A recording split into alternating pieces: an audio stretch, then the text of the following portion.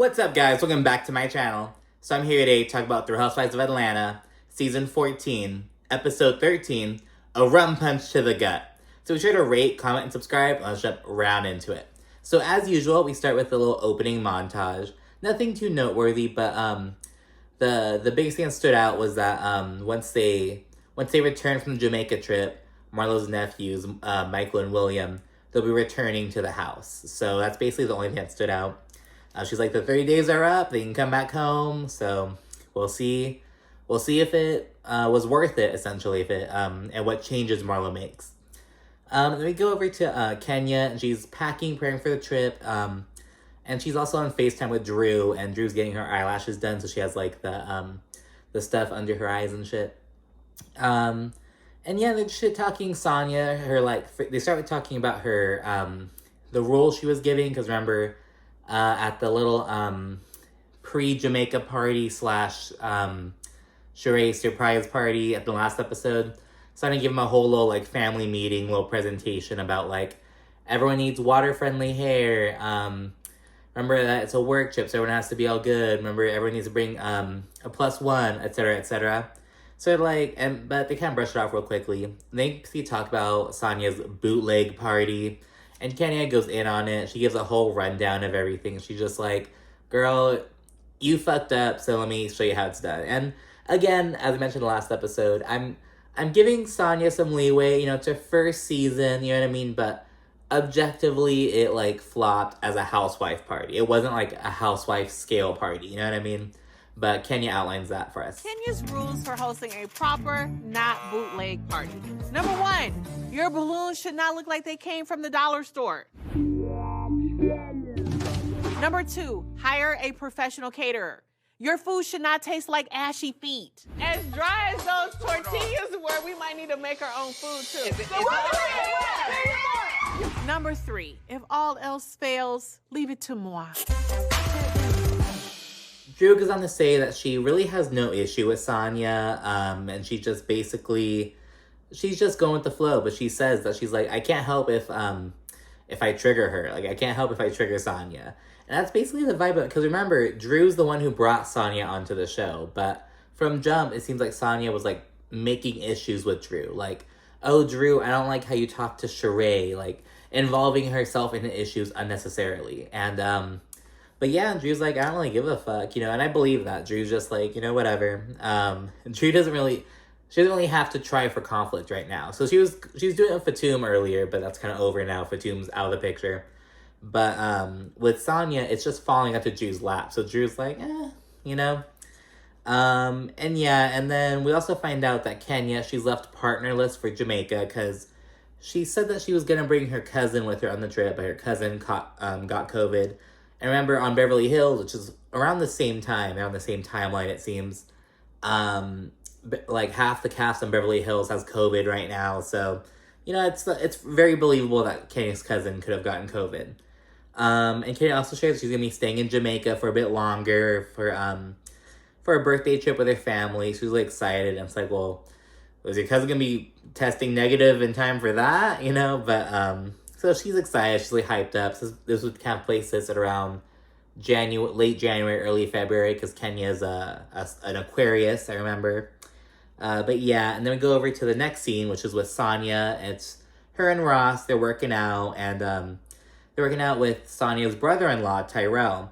And so they go way back with him. So they're all friends back in college. And that's pretty crazy, because remember, Sanya's sister works as Sanya's hairstylist. And her sister's husband, Tyrell, is their old friend, and he's also their personal trainer.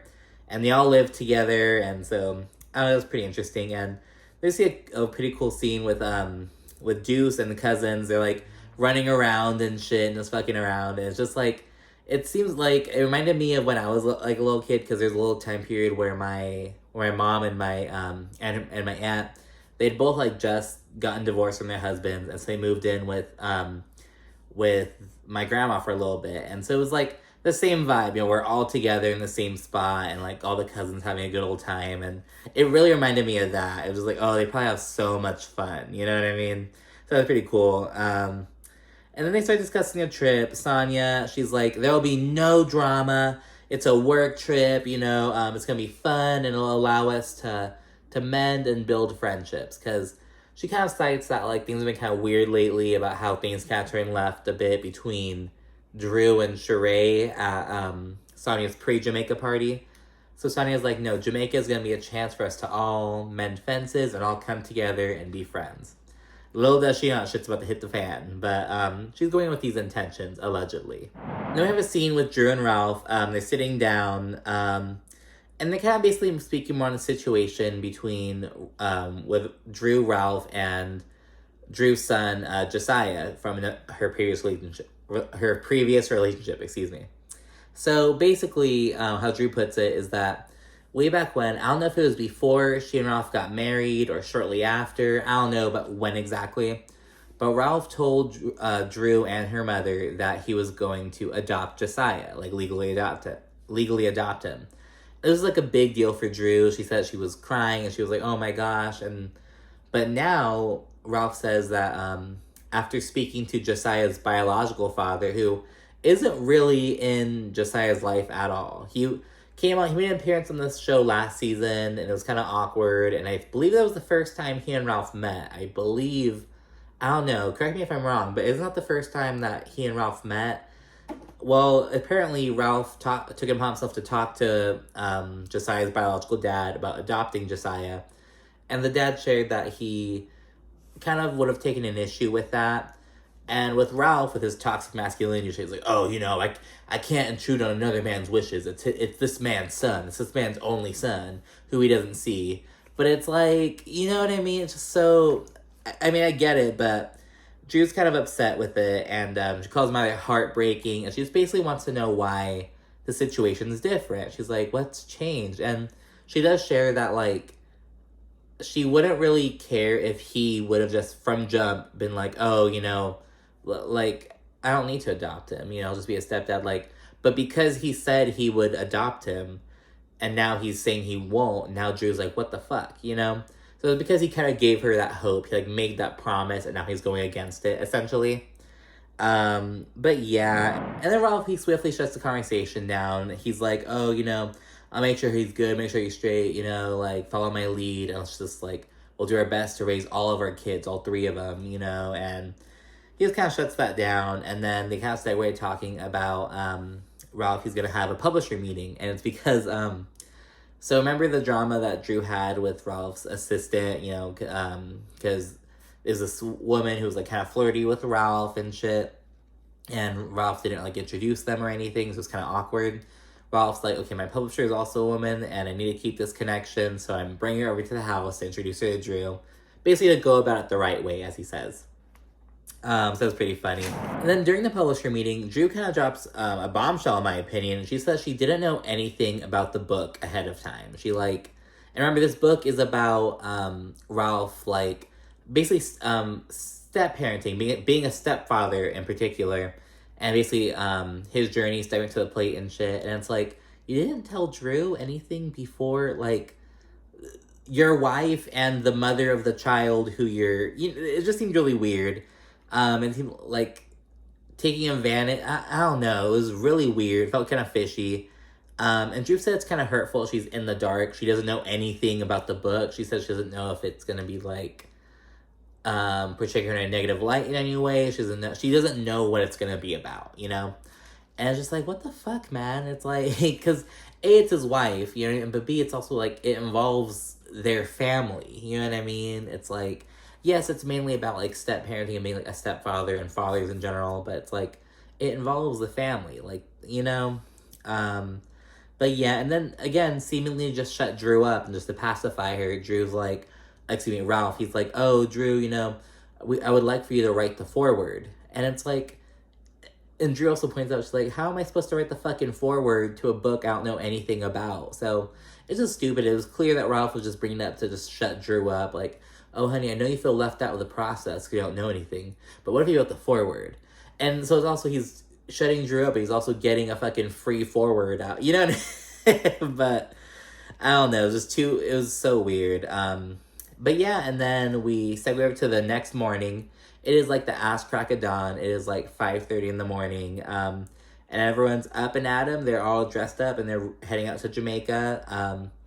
Sanya, she's like, oh, everyone has to be there on time. She sent like different sprinter vans to get everyone. And then while they're on the road, Ross, he's like, oh, babe, I forgot my passport. And it's like, oh my gosh, of course. You know, the person, like, Sanya's all like, oh, be on time, have your shit together. But her husband left her fucking his passport at home. So I was like, okay, girl. Everyone links up. Marlo, remember, it's a couples trip, so everyone's expected to bring someone. We see that Marlo, she brought her florist, Adrian. Shereé, she brought her friend Michelle, and so that's how we know for sure that Fatum is off the show, because you know, it's like, we would think that she would have brought Fatum, but it's like, nope. So I have Michelle, and Kenya solo dolo, and then Monyetta is also on the trip, and she brought her husband Heath. Then they're off to Jamaica, and once they land, Sanya's hella lit. She's like, bop, bop, bop, bop, bop, bop. Like, she's so lit. She's so glad to be back home. And she mentions that, like, she, like, I don't know how old she was when she left Jamaica for Austin, or for, I know she went to school in Austin, but I don't know if she moved there from, I don't know, when she came to the U.S. in general, I mean. I don't know how old she was, but she says that, like, when she thinks of home, she always thinks of Jamaica, understandably. And so she's like, she's glad to be home, you know? And on the bus, Sanya, she notices Kenya not having a +1. And after Kenya's like, oh yeah, I was giving my cousin, but she got sick. Then Sanya, she's like side-eyeing that. She's like, girl, I don't know if you ever really had a +1. Like, of course your cousin got sick. And of course you got sick earlier. And it's like, bitch, why are you acting like it's not COVID? You know what I mean? Why are you acting like it's not a pandemic? You know what I mean? And bitch, people get sick, you know? Because remember, it's like late January, early February. It's like, it's, you know, it's still cold outside. It's winter still. You know what I mean? People get sick during the winter. So, I don't know. It's like, girl, shut up. But I get where Sanya's coming from. It's like, girl, it's a pandemic. Like, take it for what it is. It's like, give the benefit of the doubt, you know?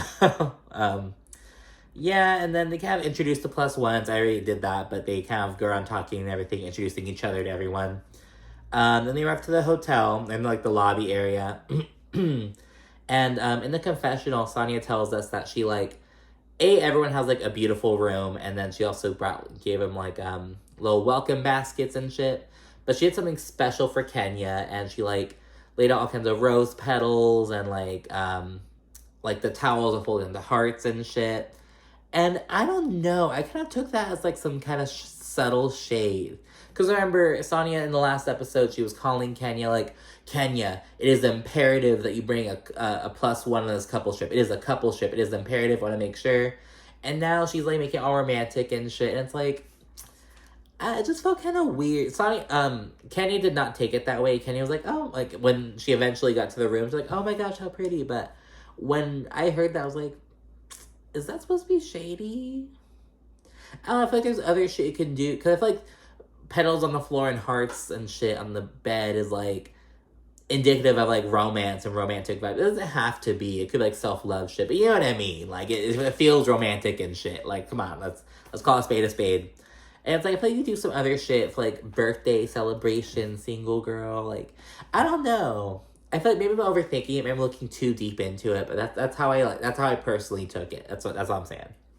But again, Kenny did not take it that way at all. And yeah, and that's pretty good vibes. And okay, I wasn't gonna bring this up, but Todd says it, like, literally, like, 4 different times in the fucking episode. Todd talks about how he's, like, he doesn't drink anymore. He says that, like, he's taking a detox, kind of little cleanse for himself, and he says that before he was drinking 3 to 4 times a week, and now he doesn't drink anymore. He's also a vegetarian. He says both those things, like, multiple times. I'm like, okay, Todd, I'll mention it. All right, I'll fucking say it.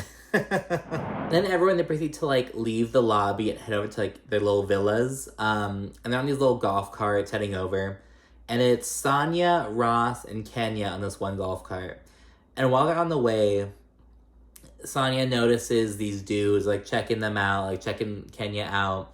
And Sanya's like, turn this bitch around! Turn it around, make a U-turn! Like, turn it around. They go up, and Sanya's on her wingwoman shit, and she pulls up with this dude.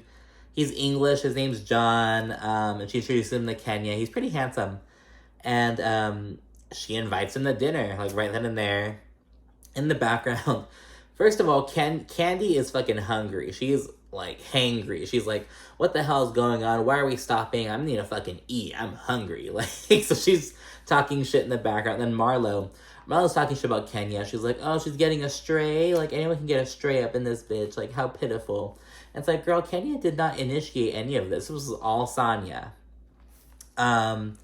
And yeah, and then the girls get to their rooms. They're all impressed with the accommodations. And there's chilling. There's, like, food there, like these sandwiches and shit. So Kandi's happy. There's grubbing. And Kenya, she's texting John. He texts her, like, right away. And it's pretty good vibe so far. And then next thing we see is them getting ready for dinner. John picks Kenya up. And he brings her a Red Bull. And I thought this was, like...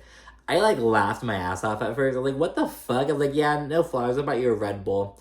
But then I realized it was because when they were texting, Kenya told him that she was really tired, like, just because of flying and shit. But, like, yeah, so, and he seems nice. And Kenya thinks so, too, so that's what counts. Hi! Beautiful, wow. Thank you. I'll go your Red Bull. Thank you. You alright? I appreciate that. The girls in link for dinner.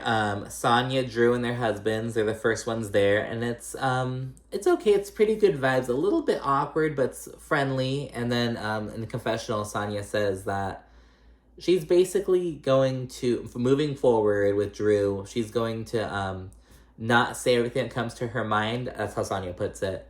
And basically just try to forge a relationship. She says, because Drew seems cool, so you can try to see if we can build a friendship. And mind you, they're supposed to be the ones who are fucking friends, and we all know that's all bullshit. Like the whole thing about how like housewives introducing friends to the show who aren't really their friends, but like it's so blatantly obvious with Sanya and Drew. But yeah, so Sanya, that's how she's approaching the situation. And remember, Drew allegedly has no issues with Sanya. So let's see if this piece goes. I think it might. I think they might continue going on. Especially since there's so much other drama in the group. I'm sure that they're just like, all right, girl, let's put our differences aside. Just help these other bitches out, you know? Yeah, and then everyone arrives. And everyone's hyping Kenya up. They're all like, oh, okay, Stella. Like, Kenya's getting her groove back and shit. Like, they're all hyping her up when she and John arrive. Except Marlo. Marlo's just hating. And in the confessional, Kenya says, she's like, okay, everyone needs to calm down. It's a dinner date. Let's calm down. So that's what Kenya says in the confessional. But in person, you can tell Kenya's eating it up. She's loving the attention. Johnny said, he says that he's like 38 or 37. So he's like a little bit younger, but not like crazy young, you know? But you can tell she's having a good time. It's like, girl, shut up. You know you're liking it. You know, like, you're having a good time. Like, it was funny. Yeah, and then we're all at the table. The subject of Ralph's book comes up. And they're basically talking about how he's basically explaining why he's not going to adopt Josiah or why he's kind of making that decision. And Marlo, she says she gets triggered by the conversation because she's a foster child. She has abandonment and issues and stuff. And she kind of starts speaking on it. She starts accusing Ralph of, like, basically not embracing the parent role. Some shit like that. She's just speaking on it and sharing her opinion. And Kandi, she's like, what the fuck? And she calls Marlo out and she's like, oh, you know, like, why are you speaking on their situation when you have your own situation at home? Referencing how she recently kicked the boys out and everything. And Marlo, she's like, she keeps on going, first of all. She just keeps on talking about it, and Kandi continues calling Marlo out. And Marlo gets really buttered, because remember, Marlo's a mean-ass crybabe. So Marlo in the confessional, she's like, Kandi, why would you bring up this situation that you know is killing me in front of all these people? Some of whom I don't know at all, and I haven't talked to them about it. So she's like, I think kind of embarrassed, maybe. I feel put on the spot. And then Marlo, she kind of just starts trying to just throw shit at Kandi. She says that Kandi puts Mama Joyce before her husband, before Todd. And at this point, Kandi also says in black and white to Marlo, she's like, you're doing the same thing that you're mad at Ralph for doing. And so that's what they're basically on right now. They're just going back and forth with that shit. I'm a foster child, so no matter what anyone says what's weird, it can be weird to you because you have your situation. Your situation is different from me. Your situation is weird that your mother comes before your man. And nobody said that my mother comes before my man, but what you need to worry about is your own situation. What you need to worry about is let me talk here, and you need to worry about your own situation, because everything you're sitting up here saying about him, you can return it to yourself. Worry about your relationship and your family, Kandi. You do not think that it's weird that you sent your nephews back and made them feel Hell no. away? You don't think it's weird that you have to let your man feel belittled when it comes to your mother? Marlo, she keeps throwing digs at Kandi regarding Todd, like, oh, Mama Joyce, you put your mother before Todd, like, and you're a provider, you love providing and taking care of people and your husband and shit. Kandi tells Marlo to worry about her nephews instead of what other people's kids are doing, and Marlo, she's like, oh, well, speaking of other people's kids, like, you work too much to be there for your kids. Something like that. She, like, accuses Kandi of being, like, too busy to be there for her kids. Marlo's just throwing shit. She's, like, just... It's like when you're in an argument with someone and you're like, oh, like, you're fucking ugly, but it's like they're really not ugly. You're just trying to hurt them. Or, like, oh, like, you dress like shit when they really don't. Like, you're just trying to throw shit. It's kind of like... It reminds me of, on the newest season of Real Housewives of Miami, like season 4, when Adriana and Gertie were when Audrey was going at Gertie, and she was like, oh, no one here even likes you, Gertie. It's like, bitch, what? Like, it's just throwing shit, trying to, like, you know what I mean? Trying to hurt people for sake of hurting them. Marlo says she'd never let a man talk to her husband like that if she had one, and Kandi's like, girl, get a husband, then you can tell what to do with mine. And Marlo says something about, like, oh, I don't want a husband, just like you don't, because you'd rather have a wife. And I'm like, did Marlo just call Kandi a lesbian? Like, what? And I think it might be because she, going back to the whole provider, she's like, oh, you look to be a provider, like to wear the pants in a relationship, like, you know, some shit like that. It's like, Marlo, shut up. Then Marlo addresses Todd. She says some shit about, like, oh, well, Todd, you know, I actually like you, blah, blah, blah. Then Todd, he cuts her off, and he accuses Marlo of he's like, you're just spewing bullshit that you know isn't true, and you of all people shouldn't be doing that, considering how you got into the show. And Marlo's like, how did I get into the show? And Todd, who used to work in production behind the scenes, he says that, oh, you weren't friends with anyone when you came on, like, you paid your way on the show. And Marlo's like, I came on through Phaedra. And it's like, well, first of all, I thought Marlo came on through Nene. I thought she was friends with Nene, and that's how she came on. I swear I thought... But when she's saying Phaedra, I'm like, oh, if you came out through Phaedra, you might have just fucking paid your way out. You know what I mean? It's like, well, hold on. Like, but, so she says with Todd, he's just saying, like, oh, you know, like, you paid your way on the show.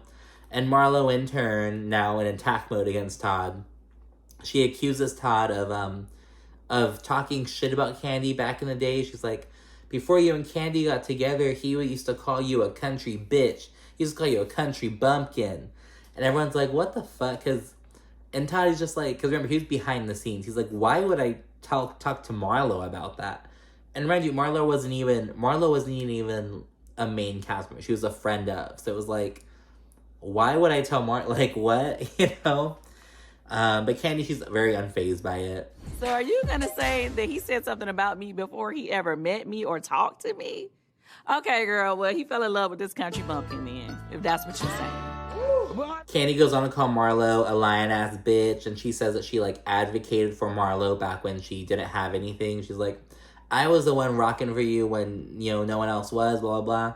And Marlo's like, who are you? Who are you? You know, you're only known in Atlanta, baby. You're only known in Atlanta. And everyone's like, what? Like, Kandi's just so flabbergasted with this shit. And she's just like, oh my God. Like, there's no fucking way. She's like, bitch, I'm worldwide. Bitch, I'm worldwide. Like, not like in the songs that I wrote and songs that I sang and everything. And like, she's just like going off. And someone pointed out on Twitter that, because you know how when Kandi gets mad, she like, her voice cracks and she'll, like, start getting emotional and shit. That only happened once in this whole thing. And it was towards this point when and she's like, oh, like, you can go anywhere in the world and, you know, find me on a karaoke machine. Like, And songs that I wrote, songs that I sang, like, what the fuck? And, they know it's clear bullshit, but it's like, what the fuck? You know, it's like, and someone pointed out, again, on Twitter, they're like, yeah, Marlo made no sense, was totally nonsensical, but this is the most we've seen from Kandi in years. Like, the most, like, in an argument, she was pissed, you know, rightfully so. You a lying ass bitch. You are nothing that bitch. You know what? I hope remember this. When you ain't had going on, who wanted to come through for you? Who wanted to come through for you? Hey, she's nothing. I'm only known in Atlanta. Babe, you know that ain't true. I'm worldwide. What the is you talking about? Bitch, when y'all was all the way over in Japan, you could damn put my song up in the karaoke, bitch. Not just the songs I sang, but the ones I write too. But yeah, and then after that, again, everyone's mainly siding with Kandi, except Shereé for some reason. Like, they take like a poll in the confessional, and everyone's like, basically if Kandi's worldwide or not. And everyone's like, Kandi's definitely worldwide. And Kandi proceeds to call Marlo. She's like, and Marlo is known as a worldwide hoe who sleeps with old men. Like, but Shereé, she's like, oh, well, Kandi was on Broadway, but that's in New York. And it's like, well, bitch, Broadway's like a worldwide, like, thing. It's people, like, know. And I was like, Shereé, fuck you, Shereé. It was like, but yeah, and then afterwards, Sanya, she basically, after the argument already happened, Sanya tries to, like, make peace with what's left, and she's like, okay, let's calm down, everyone. Remember, this is, like, my work trip, let's chill out, and, Kandi and Marlo proceed to apologize to Sanya. Not to each other, but to Sanya. Because they're still pissed at each other. They kind of saying shit under their breath. Kandi saying, like, oh, bye lonely to Marlo. And Marlo's like, oh, bye delusional. It was like, Marlo, you are the delusional one, girl. I was like, shut up. And that's the end of the episode right there. And this was just day one of Jamaica. This was like the day before Jamaica and the day one of Jamaica. But yeah, Marlo, she was just, it's just like, God, Kenya put it really well. She was like, there are some villains that you love to hate, and there are some other villains that you just hate in general. You just hate them. And it seemed like she was kind of comparing, like, how she was the villain for years, basically every season before this one, essentially. And she's like, people love to hate me, but people just hate Marlo. And you can really tell them how the fans is taking her. I don't know. I want Marlo out. I'm not feeling her. Just kick her out at this point. What do you guys think? Do you think you should keep her on the show full time? Do you think she should be demoted back to a friend of? Do you just want her kicked off? I'm kind of want to have her just kicked off. Like, I don't know. I get, like, the bringing conflict and shit, but it's just too much. And it's like, I don't know. I think there's other ways to do it, and aside from how Marlo's doing it, you know what I mean? But let me know what you think. And again, be sure to rate and subscribe, and stay tuned for any more videos. Thank you again for watching. I'll see you again soon. Bye.